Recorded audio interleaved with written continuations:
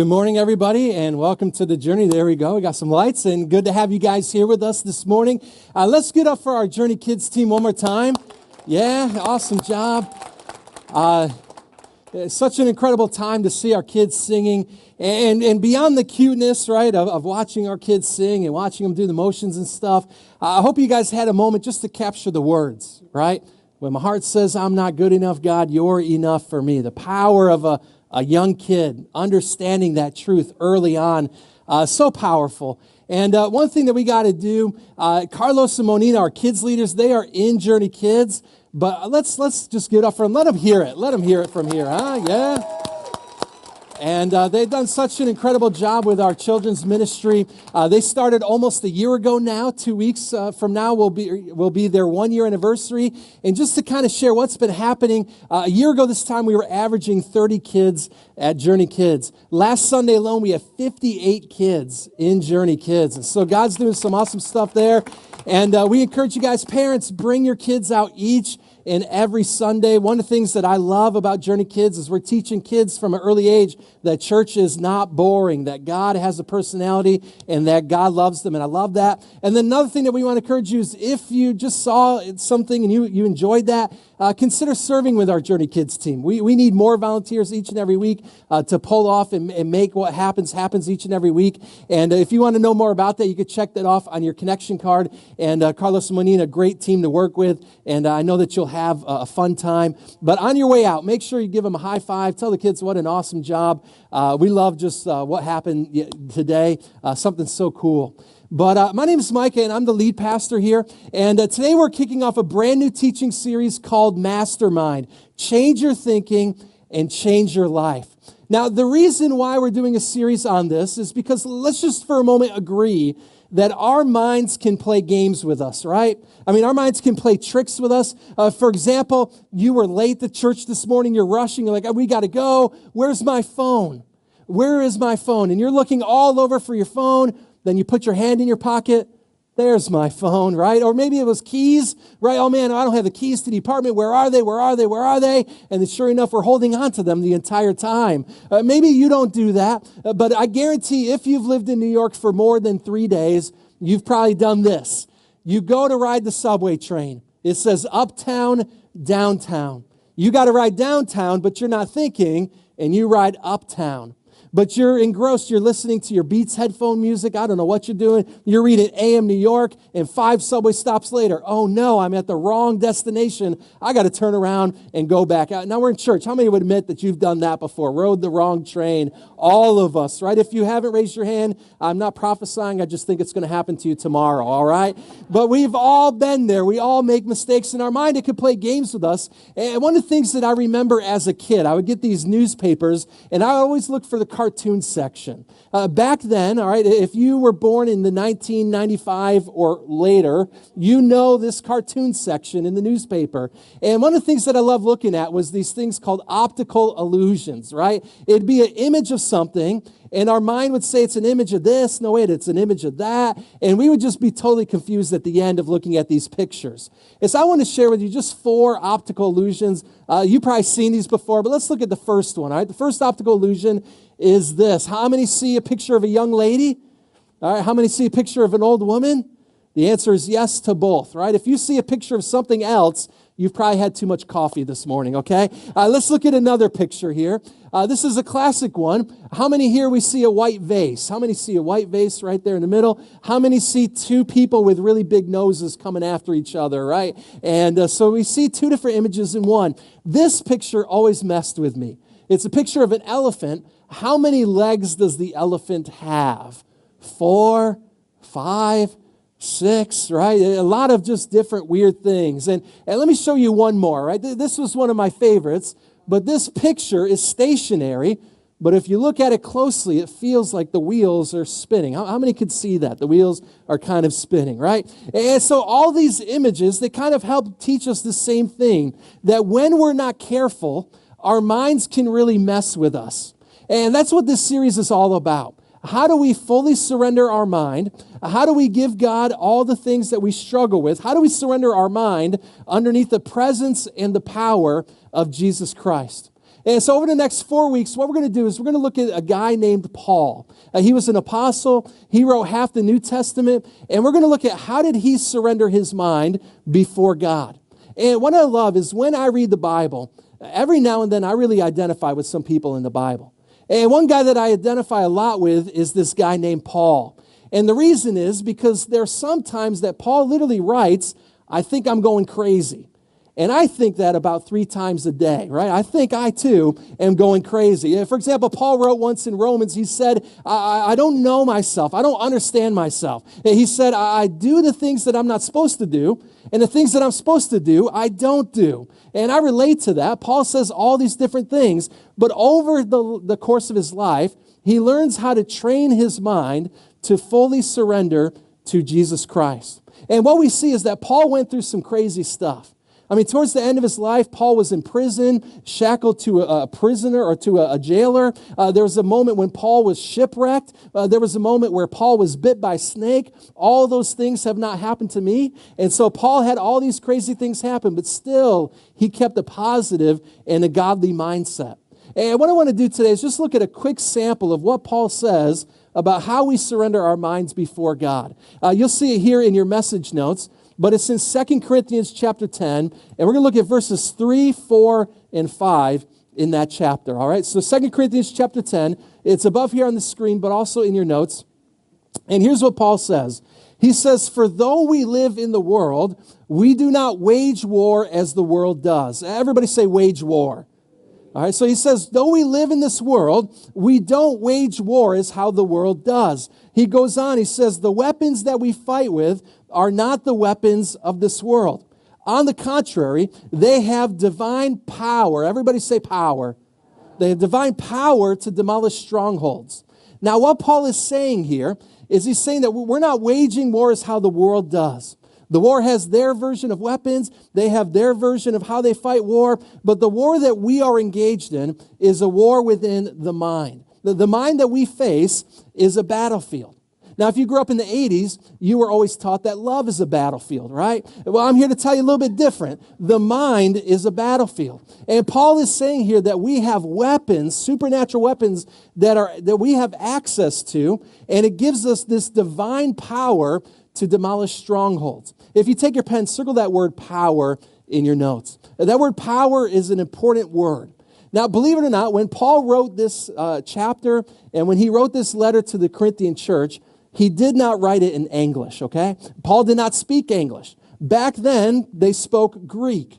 And so the word that Paul uses for the word power is this word called dunamis. It's where we get the word dynamite from. It's this explosive, it's this miraculous power of God. In other words, Paul also writes, he says, the same power that raised Christ from the dead is the same power that you and I have access to. It's this dunamis, this supernatural power that we have from God. And this power that God gives us has the power to demolish strongholds. Now, what is a stronghold? We don't use that word stronghold in our everyday language, right? I can't remember the last time somebody said the word stronghold to me. I don't remember the last time I said stronghold to someone else. But the word stronghold is a key word. And stronghold, what it represents is it's this fortified prison. It's a prisoner that over time is locked in by deception. In other words, you've believed a lie, you've been deceived by this lie, and over time it's put you in a prison. You are a prisoner that is bound by lies. Now, the Bible's clear. It talks about what the enemy does in our life. God says that the devil has come to steal and to kill and to destroy your life. So what does the devil do? Well, he tries to shape our thinking one lie at a time. One lie that if we could just believe it and continue to believe it, allow our thought process to travel down that lie, over time we will be locked in a prison, locked in a stronghold, all because of a lie. What are some of the lies that the devil tells us? Well, he'll say things like, well, you can't trust people. Every time you put your trust in someone, they let you down. So don't trust anybody anymore. Maybe the lie could be, don't let anybody know the real you. Every time that you're vulnerable, you get rejected. Anytime that you show your true self, you get rejected. So don't let people know the real you. Maybe the lie is God doesn't really love you. I mean, he's a God up there. How does he care about you and what you're experiencing in your life. Maybe a lie could be, well, God doesn't answer prayer. I mean, there's 7 billion people in the world. How could God answer every single person's prayer? God doesn't hear us when we pray. Maybe the lie that you believe is, man, I'm a mess. I can't get baptized. I can't stand there and say I'm a follower of Jesus after what I just said yesterday to my boss or my coworker. Maybe the lie is you're never going to get over it. This is how life is always going to be. This is your new reality. Maybe the lie is that you're always going to be hurting. Every time that you open up yourself and trust someone, they're going to hurt you, and you're always going to be hurting. Maybe the lie is you're never going to meet someone. You're never going to experience real intimacy. Maybe for you, the lie is in your marriage. Everybody else is going to be happy, but your marriage will never be happy, and you'll never have a happily ever after. You see, whatever it is, the enemy will tell you this lie with hopes that you'll believe it, and over time become a prisoner based upon those lies. Now, Paul tells us this, but he gives us another verse in this passage. And in fact, this next verse is our memory verse for this week, and it's our key verse for the entire series. 2 Corinthians chapter 10, verse 5. And Paul says this, he says that we demolish arguments and every pretension that sets itself up against the knowledge of God. Then he says we take captive every thought. We take captive every thought to make it obedient to Christ. So what Paul is saying is any thought that you have that is not of God, you capture it, you demolish it, you break it down, you crush it. And what you do is you take every single thought that you have and you learn to make it captive and obedient to Christ. And so for the next 4 weeks, we're going to talk about how do we do that? How do we live out this verse? How do we take captive every thought and learn to make it obedient to Christ? Now, why is this so important? Well, if you open up your notes to the inside, I want to give you the key truth or the key thought for our entire series here. Here's the truth. Your life is always moving in the direction of your strongest thoughts. Your life is always moving in the direction of your strongest thoughts. The life you have right now is a direct reflection of the thoughts that you think and that you believe. And I believe this affects every area of our life. The marriage that you have right now is shaped by the direction of the strongest thought that you have about your marriage. Financially speaking, the same is true, that your life is moving in the direction of your strongest thoughts. It could be just how you raise your kids and your view of how you parent your kids. It's gravitated toward the strongest thoughts that you believe about parenting. The same could also be true when it comes to your faith. Your relationship with God is based primarily on the direction of your strongest thoughts. Your life is always moving in the direction of your strongest thoughts. So if you want to change your life, you've got to start by changing how you think. Proverbs says it like this, 23 verse 11. It says, "For as he thinks in his heart, so is he." As he thinks in his heart, so is he. In other words, if you think that you cannot do this, then you're not going to be able to do it. But if you think that through Christ you can, you will overcome.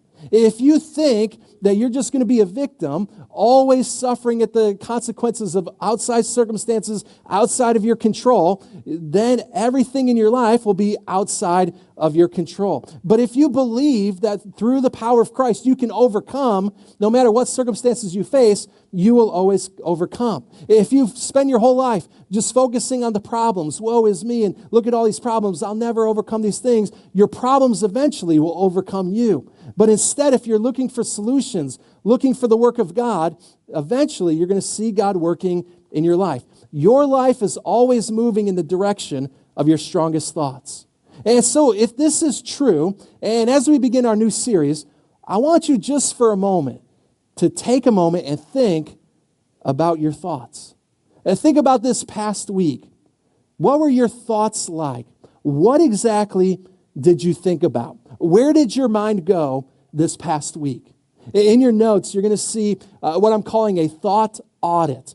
It's just a way for us to examine how have we been thinking this past week? Where do our minds naturally go? And so I want you just to kind of evaluate yourself on this, right? 10 being the highest, 1 being the lowest. Don't circle a 5 if you don't know. If you genuinely don't know, but you came with somebody, ask them. They might know, right? So here's how the things we're going to look at. Let's start with the first one, all right, in this thought audit. Let's start with worried thoughts versus peaceful thoughts. Where did your mind naturally gravitate toward this past week? Were you worried about things? Worried about your kids? Worried about your future? Worried about not having enough money? Worried about your job? Worried about your health? Maybe right now you're worried, man, Pastor Mike's going to talk forever. When are we going to get out of here? Are you worried today? Different things. Or was your mind more peaceful? You feel at rest.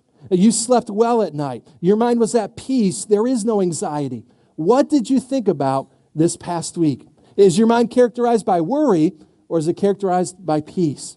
Let's look at the second one. The second one is a positive mindset versus a negative mindset. Which one are you? More positive or more negative? Are you a person who's more negative? You're critical of others? I can't believe she wore that. We are in church. How dare she wear that? Can you believe that guy? He had the gall to talk to me like that. Can you believe what my brother just posted on Instagram? Man, he is out there. And how did he get 100 likes over that crazy post, right? And do you find fault easily? Are you discontent often? Do you feel like life is always hard, that life is not going to get better? Are you more negative in your mindset, or do you see the positive? You believe the best in others. You believe in the goodness of God and that He's going to work out all things for His good. Are you genuinely negative, or are you more positive in your mindset? Let's look at the last one. A contrast between worldliness and an eternal mind. Would you say that you are more worldly, thinking about today, the here and the now, the things of this world? What benefits me? What can I get? How can I get ahead? Who can I stop over in order to get ahead? Or are you more eternal based in your thinking? What benefits God's kingdom? How can I be a blessing to the people around me? How can I use my life to glorify God? Think about what you think about. Your life is moving in the direction of your strongest thoughts. In other words, what comes in your mind will eventually come out in your life. And no matter what you do, no matter who you know, no matter how much money you have or where you live, you cannot have a positive life when you have a negative mind. So if our life is moving in the direction of our strongest thoughts, the question that we've got to answer is, are we excited about where our thoughts are taking us?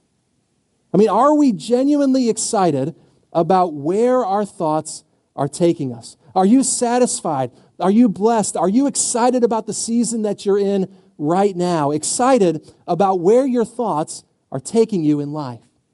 Now, I'll be honest. If you asked me this question about 18 months ago, hey, Pastor Mike, are you excited about where your thoughts are taking you? My answer was easy. The answer was no, not at all, right? And I'm going to be real transparent this morning, but I had a season in my life where I just allowed myself to be a prisoner, to be held captive by the lies that the devil would tell me. And it was tough because every Sunday I'd have to come to church.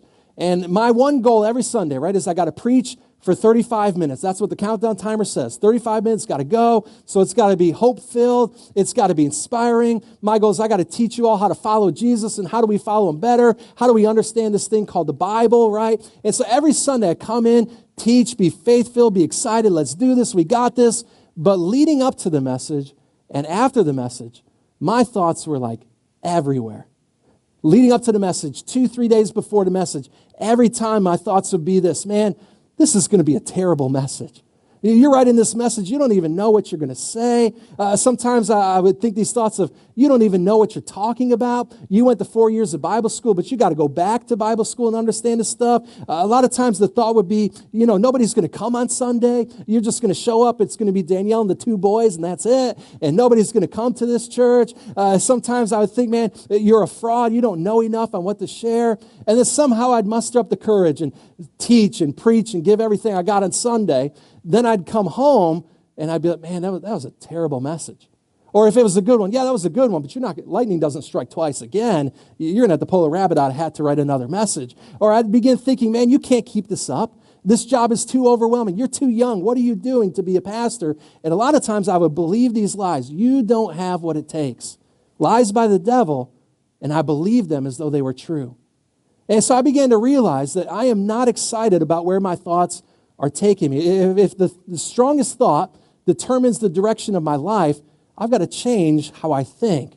And so for over a year, maybe closer to 2, I really began to make this the number one prayer focus in my own life. God, help me replace the lies with your truth. Help me not to believe these lies. Help me not to live my life determined on these lies, but to find out what is your truth and how do I build my life around them.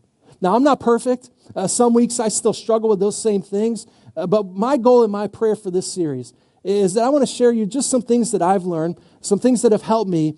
And over the next 4 weeks, we're going to talk about how do we renew our minds in Christ Jesus. So let's flip over our notes and let's look at how do we win the war in our mind. I want to give you 2 steps, 2 action points today. The first one, number 1, is you've got to identify the number 1 stronghold that is holding you back. How do I win the war with my mind? I've got to identify what is the stronghold, the number 1 stronghold that is holding me back. Remember, a stronghold is a prisoner that is locked by deception. So you've got to understand, what is that number 1 lie that the devil is telling me that I believed as if it were true? Maybe it's I'm never going to be good enough.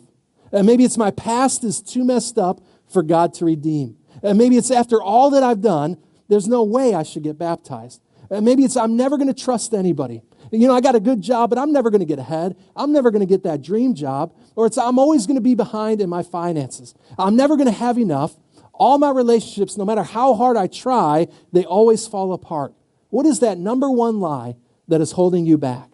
Now, this is so important for us to identify because whenever we have a thought, our brain is literally redesigning itself, reshaping itself around that single thought. There's a chemical process, a changing chemical makeup that happens in our brain. Every time we have a thought and we think it again, it creates a pathway that becomes our default. It's almost like this. This is hard for us New Yorkers to imagine, but let's just imagine a patch of grass for a moment. We all know what grass looks like in New York, right? So let's just imagine that we've got a nice patch of grass here, and it's beautiful. We've made it exactly perfect. This is how it's always supposed to look. And then we have some kids walk across the grass. And then they walk across the grass the same way, the same path every single time. Eventually, that grass withers at the point of their walking, and if they keep walking the same path every single time, a pathway is formed. That's almost what happens to our brain. Every time we think a thought and we think it again and we think it again, it begins to become our default and it creates a pathway in our mind. I mean, this works when we have a positive thought. Every time we have a positive thought, our brains reward us with this chemical thing called dopamine. Now, maybe you're here today and you're like, what, did the pastor just say the word dope in service? No, get your mind out of the gutter, all right? Dopamine, all right? Turn to your neighbor, say dopamine, not dope, all right? Dopamine, right? And so dopamine, what it is it's this quick hit. It's this thrill that happens in our brain. We hear some good news and dopamine, everything is good and everything is great, right? So for example, maybe you go to work tomorrow and your supervisor meets you and they say, hey man, you've been doing such a great job, I'm going to give you a raise. Dopamine, hey, it's a great day. Things are going to be awesome, right? Maybe for you, you post something on social media and the next time you check it, you've got 14 likes. Dopamine, man, I'm going to post on social media again. I'm going to get more followers, right? Maybe there's that guy that you've been walking next to every time. You've been trying to get that guy to notice you. And finally at church, when we said the greeting time, he looks, he says, hey, you say, hey, dopamine, woo, right? I feel good. Praise God. We're in a good house today, right? In other words, it's this chemical hit. It's this thrill. And your brain is saying basically, I like this thought. Keep thinking the same thought. The more you think this thought, the more it creates pathways in your brain and it becomes a default in that brain, right? Now, this is true at a positive thing, but it's also true for negative thinking as well. For example, if you have this thought that no matter how hard you try, you will never overcome, you're going to think that again and again and again. It's going to be easier to believe that you will never overcome. Maybe for you, it's when you're at work and you just had a crazy, stressful day. And in your mind, all you're thinking is, man, I just want to go home to some peace and some quiet. I don't want any more chaos. If I see any more chaos, I'm going to scream and I'm going to yell. You get home, and it is not peaceful. The kids look like a tornado went off in your apartment room alone. And so the moment you get home, you're like, don't scream, don't scream, don't scream. Scream, right? And you unleash and you say things you're not supposed to. You're like, why did I say it? It's because the brain created a pathway to do those things. Maybe for you, in moments when you feel sad and you feel like, man, I had some bad news, and the only thing that helps you overcome is opening up the fridge and eating your favorite snack. And so what you're doing is every time something sad happens, you eat your favorite snack, you're connecting in your brain, eat every time that you have some bad news, right? Every time we walk across this pathway, it's easier to become the default. So if we want to change our life, we've got to change our thinking. And in order to change our thinking, we've got to change the path on which our mind and our thoughts travel on. And so we've got to change away from the lies of the enemy and look to God and His truth. That's why Romans chapter 12, verse 2 in our notes, it says this. It says, do not conform to the pattern of this world. Then it says, but be transformed. How? It says, by the renewing of your mind. Underline that phrase, the renewing of your mind. How are we transformed? Well, scientists would say that it's rewiring our brains. God's word says we are renewing our minds. So in order to renew our minds, we've got to identify what is that one stronghold that is holding us back. What is that number one thought that keeps us from God's best in our life? It is so important that you identify it and that you define it. Maybe for you, you think, I'm not lovable. Maybe you think it's just not worth it. It's too much effort. And maybe you think I'm just never going to be good enough. I'll never do anything good. I don't deserve anything good in my life, so everything's just going to be bad. Maybe you think I'm always going to be broke. I can never be close to God. I can never have real and meaningful relationships. Whatever it is, you've got to identify it, name it, and define it. You cannot defeat what you're not willing to define. So you've got to give it a name. You got to recognize that this is a lie that the enemy has told me, and it's kept me in prison. This has kept me in a stronghold. So I identify what is the number one stronghold that's holding me back. And then once we do that, we look at step 2, and it's this. Name the truth that demolishes the stronghold. I then name the truth that demolishes the stronghold. Now, many of you guys know that we have 2 boys in our house. We've got Blake, we've got Landon. They were right here singing. The first service, Landon, he couldn't handle the lights, so the whole time all the kids are singing, he's looking like this, right? But today, the second service, he was having it. He didn't know the words, but he was doing jumping jacks, right? And so we've got our 2 boys, but most people don't notice we actually have another family member, and it's our beloved dog. Here's a picture of our dog. It snowed in New York yesterday, or at least it felt like it, right? No. This is a picture of our dog. His name is Bomber, and Bomber is 11 years old, right? Which is, I think, 77 dog years. Useless info. Don't know why I said that. But, so Bomber is our dog, and we've had him for 11 years now, and he was our first anniversary present. We bought the dog, and we figured this. We were crazy kids back then, but we thought if we could take care of a dog, maybe we could take care of a kid, I guess. Let's start by taking care of a dog. And sometimes the similarity is a little bit eerie sometimes, right? But our dog Bomber, he's a fun dog. He's pretty easygoing. All he does is he eats, he sleeps, he just plays around the house. But a few years ago, when he was about 2 years old, Bomber did the big no-no. I was watching TV. I look at my dog. He walks right up to the couch, lifts his leg, and instantly there was a puddle underneath that leg. And I thought, Bomber, no, right, slow-mo, no. And so, all right, we got to discipline the dog, even though he doesn't know anything, right? So, Bomber, get in your crate, right? Crate is like the timeout section or something. So, all right, and so I thought this crazy thought. Again, I was a kid back then, but I thought, man, I wonder if I could play a game with this dog. So I have him walk in the crate. I go to close the door, but I don't lock it. I don't twist it shut. At any point, Bomber could just nudge his head, walk out. He's a free dog, no big deal. But I thought, let's just try this and see how far it goes. So I let Bomber walk into the crate. Don't necessarily lock the door, but I close it and immediately starts whimpering. You know, the sad dog eyes, right? Looks at me with the sad eyes, right? Thought, nope, be strong, Mike, be strong. So we let him there. Half hour, it's all good. He's still there whining. Turn up the TV a little bit. I thought, man, I'm mean. I'm going to ask God for forgiveness later. But let's just see this little experiment, see how far it goes. About an hour later, I look at the crate. Bomber's no longer whimpering, but he's still got those dog eyes like, Dad, really? You going to do this to me? Come on, man. Let me out, and then I'll have fun. I won't do this again. But I thought, no, hold myself. Let's just see how long it goes. Another hour passes. 2 hours later, no more whimpering, no more looking at Dad. Bomber's at home. He got curled up. He's taking a little nap. So I'm like, okay, no big deal. At any point, he could walk out and be free, but he's making himself home at his little cage. I let one more hour pass. Right? Not that cruel. Don't call PETA on me, please. All right. So I let one more hour pass. By this time, Bomber is doing his signature move of how he sleeps, which is belly up, legs up in the air, passed out. He's living a good life, right? He was locked in. He was there for 5 hours. At any point, he could have popped his head out, walked out, and been free.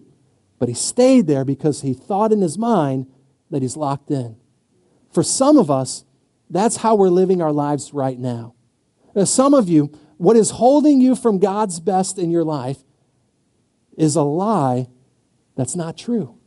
Some of you, you're locked in a prison, and the only lock that is holding you back is a lie.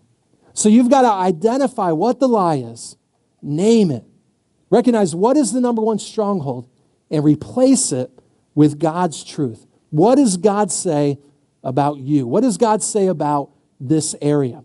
Jesus, he says that you will know the truth, and the truth will set you free.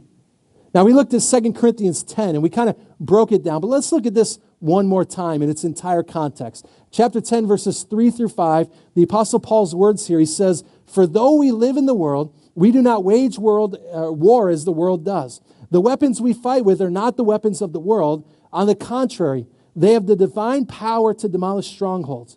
Then he says, "We demolish arguments and every pretension that sets itself up against the knowledge of God." Then he says, "We take captive." Everybody say captive. We take captive, circle that word. We take captive every single thought and we make it obedient to Christ. Now, when we hear the word captive, we think passive. We think I lost, so I'm captive, right? But here what Paul is saying, captive is not passive. In fact, it's very aggressive. The word captive, what it means is to seize. It means to arrest. And literally one translation means to literally take by sword, to hold captive by sword. Now, when we hear the word sword, it's interesting because another letter that Paul wrote, he talked about how we wage war against the devil's lies, and he talks about the armor of God. And he says we all are equipped with the same armor. And if you think about it, every piece of armor is a defensive one except for one. Every armor is defensive, right? The helmet, defensive. Breastplate of righteousness, it's defensive. Shield of faith, the belt of truth, the shoes that are prepared with the gospel, all of it is defensive. The one weapon that we have is the sword of the Spirit, which is the Word of God. So how do we fight the lies that the devil has given us? What we do is we capture that lie with the sword of the Spirit. We capture that lie with the truth of God. And how do we take it captive? We recognize the lie. We say, this is a lie. This is not from God. Therefore, I will not believe it. This is what God says, and I embrace it. And at first, it might feel weird to verbally say God's truth or verbally or read God's truth. But over time, the more that we read God's truth, the more we verbalize God's truth, the more we begin to believe it. And the more that God renews our mind, and the more that He changes our thinking. The more we believe God's truth, we're able to walk by faith, not by sight. We're able to allow His Spirit to guide us, and we're able to have God's power to strengthen us to do what God has called us to do.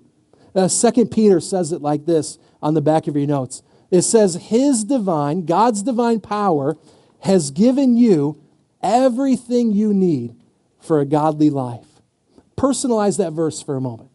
God's divine power has given me everything that I need to live a godly life. Your life is always moving in the direction of your strongest thoughts. What comes in your mind will come out into your life. And so you've got to capture the wrong thoughts, take it captive, and submit it to God's truth. And maybe for you, the lie that you believed is that the devil always tells you that you can't. No matter how hard you try, you're just not going to be able to do it.